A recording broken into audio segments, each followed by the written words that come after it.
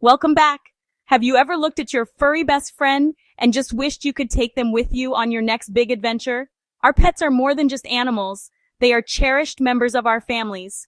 The thought of leaving them behind when we go on vacation can be truly heartbreaking. That's why more and more people are looking for ways to bring their dogs, cats, birds, and other small household pets. It's about sharing those travel memories with the companions who bring us so much joy. But here's the thing about traveling with pets.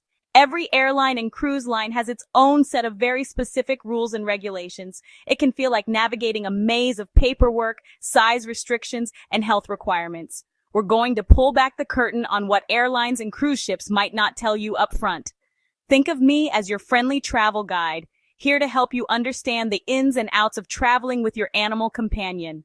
When you think about flying with a pet, the first animals that come to mind are dogs and cats. These are by far the most common travel companions at the airport. If your dog or cat is small enough, they can often fly in the cabin with you, tucked in an approved carrier under the seat. It's reassuring to have them close by. For larger dogs, the situation is different. They usually travel in the cargo hold unless they're a certified service animal. They travel in temperature-controlled, pressurized compartments as special cargo.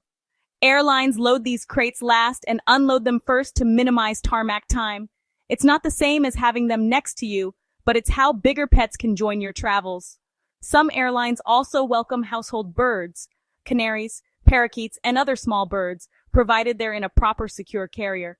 Small mammals like rabbits or hamsters may be allowed by some airlines, but many classify rodents as restricted. The key takeaway, if it's a common household pet, options usually exist. But always call the airline.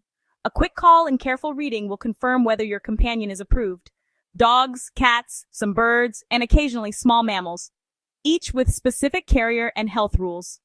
Now let's look at the pets that generally can't fly on commercial flights. Now, let's talk about the pets that will unfortunately have to sit this trip out. Airlines have lists of animals that are generally not allowed for safety and logistics. At the top of the no-fly list are most reptiles, snakes, and turtles. They require temperature control and containment that planes may not guarantee. Large animals, even beloved pot-bellied pigs, goats, and sheep, are not permitted on passenger planes. Their size and care needs require specialized transport companies. Exotic or potentially dangerous animals, large primates, big cats, wolves, are simply too risky. The safety of crew and passengers comes first. Ferrets fall into a tricky category, illegal in some places like California and Hawaii. Many airlines avoid carrying them to sidestep legal complications. Certain short-nosed breeds, pugs, French bulldogs, Persian cats, have breathing risks. To protect these pets, many airlines restrict them from cargo. If your pet falls into any of these categories, plan ground or specialized transport instead. Always check breed restrictions and local laws before booking. It can save heartbreak later. The world of pet ownership is wonderfully diverse, and airline rules can have surprising corners.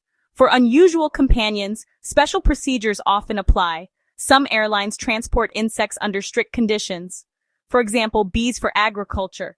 These are handled as special cargo with proper labeling and care. Aquatic life like koi or tropical fish travel via specialized shipping methods.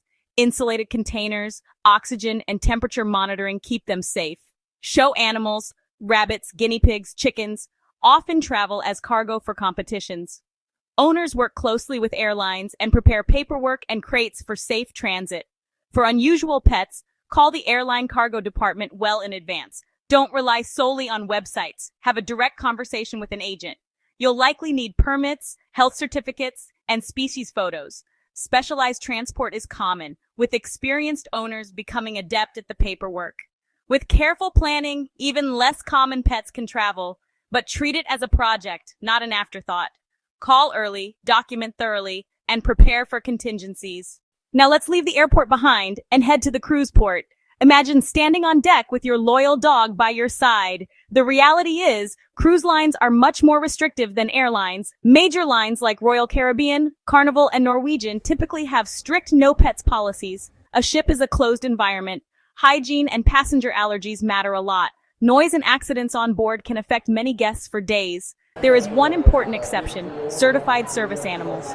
Under disability laws like the ADA, trained service dogs are permitted. Cruise lines require advance notice and documentation for service dogs. They provide specific relief areas for service animals. A cruise may visit multiple countries with differing import rules. Managing that for many pets is a logistical nightmare. So cruise lines limit pets to keep operations predictable for thousands of guests. For most people who want dogs or cats on holiday, a mainstream cruise probably won't be an option. But if you rely on a service dog, check the cruise line's policy early. They do make allowances with rules. While most cruise lines have a firm no pets rule, there is one shining beacon, Cunard's Queen Mary 2. This classic ocean liner allows certain pets on board under a formal program. Queen Mary 2 has dedicated kennel facilities and a full-time kennel master. Climate-controlled kennels of different sizes and an outdoor walking area make it unique. Owners have visiting hours and can play with pets in supervised spaces. The kennel master handles feeding, cleaning, and grooming throughout the voyage. Bookings are limited and often fill more than a year ahead. It's a premium service. The cost is significant and paperwork is extensive. Up-to-date vaccination records and a recent health certificate are mandatory. Staff inspect each animal before boarding to ensure safety and compliance. For owners who secure a spot, it's a first-class pet travel experience, truly pampered at sea. If a sea voyage with your pet is essential, Cunard's Queen Mary 2 is the place to start. But book early and prepare documentation carefully. Even on the Queen Mary 2, allowed animals are very specific, primarily dogs and cats. Every other type of pet is generally not accepted. Birds are not permitted. The risk of escape and disruption is too high. Imagine a bird loose in a crowded atrium. Crew would have to intervene. Small caged animals, hamsters, guinea pigs, rabbits, are typically barred for hygiene and containment reasons. A rodent chewing wiring or hiding in walls would be a major safety issue. Reptiles, spiders, and other exotic creatures are not allowed except as part of official programming. Only extremely rare sanctioned animal presentations would be permitted. On a ship, there's nowhere to go if an animal gets loose. Thousands of guests are affected. Cruise lines prioritize the safety, comfort, and cleanliness of all passengers. Important distinction. Emotional support animals do not have the same rights as trained service animals on ships. Check each cruise line's policy and legal definitions before traveling. Don't assume an ESA will be accepted. If you love your unusual or small pet, plan alternatives, boarding, trusted sitters, or specialized transport. Okay, so you've checked the rules and your pet is eligible to travel.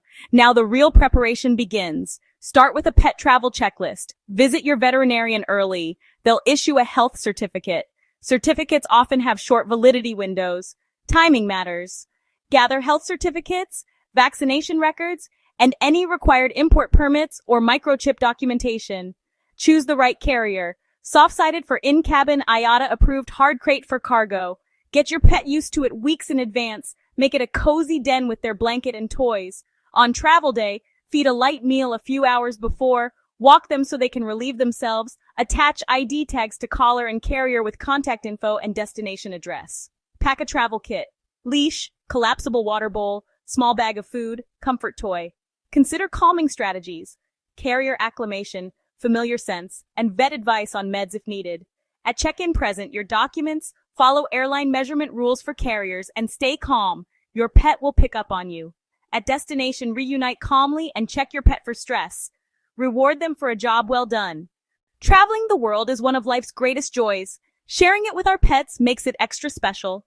Bringing your companion on a plane or the rare cruise is possible, but it takes rules and responsibility.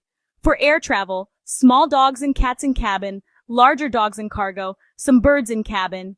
Some small mammals may be allowed. Check the airline.